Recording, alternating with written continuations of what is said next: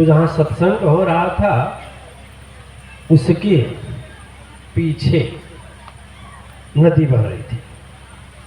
तो नदी के किनारे गया, कहा अब मरेंगे।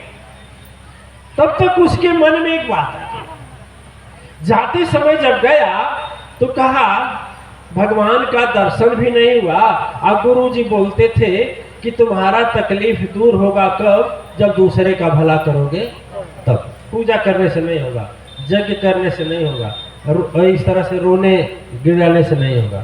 तो कहा चलो ना, चलते चलते कुछ काहे ने उपकार कर ले, अब तो मरना ही है।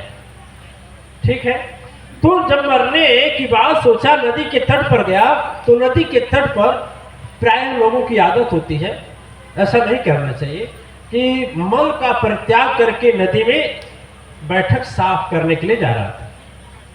लेकिन वहां जहां बैठक साफ करने जा रहा था वहां गड्ढा था जल में, और जैसे झुका उसमें गिर गया और गिर करके डुबकी खाने लगा।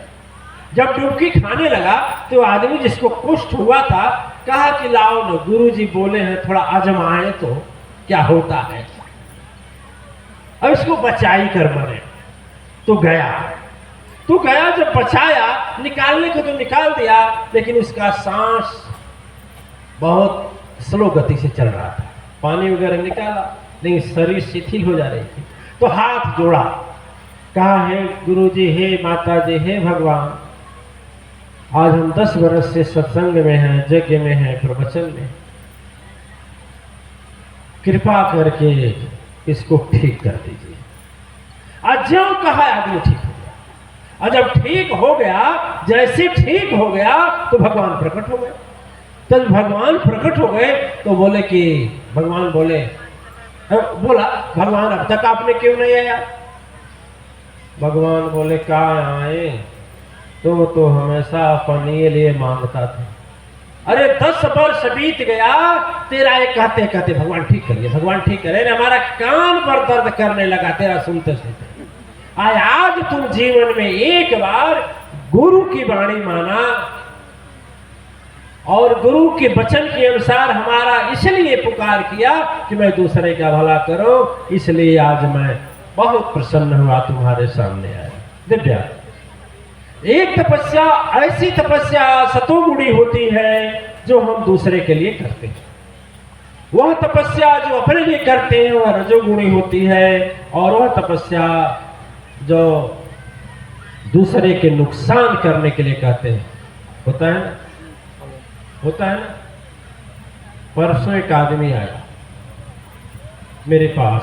आदमी कैसा आदमी होता है? जो बोल रहा किसान आदमी, अरे आदमी कैसा हो?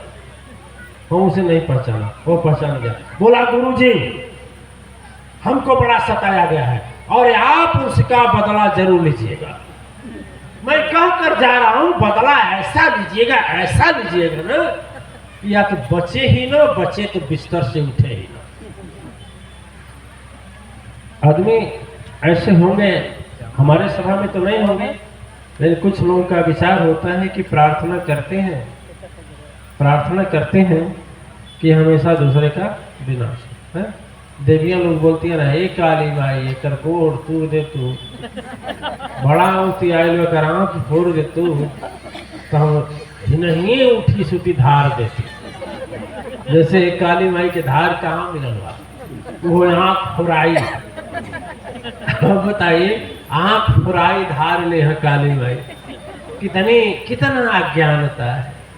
और यह कहा जाए कि यदि ज्ञान नहीं है देवी जी, चाहे देवता, यदि ज्ञान नहीं है ना, इसलिए सब वृथा हो जाता। कहते हैं लोग, यदि गंवार को धन हो जाए तो होशियार फैले बिना। तो यदि गंवार भी तपस्या करके कुछ धन इकट्ठा कर लेना, तो ये जो बदले की भावना हो जाए प्रकट, तो कमाया हुआ तपस्या दूसरे के कष्ट देने में खर्च हो जाता है। लेकिन दिव्य आत्माएं